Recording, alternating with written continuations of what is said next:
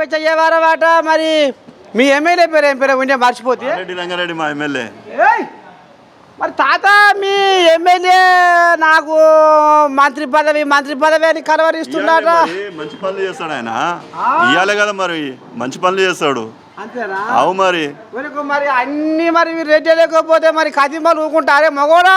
ఇయ్యాలే కదనే మళ్ళీ మా ఎమ్మెల్యేకి ఎప్పుడైనా ఇచ్చిరా మంత్రి పదవి? ఎప్పుడు ఇయ్యలే కదా.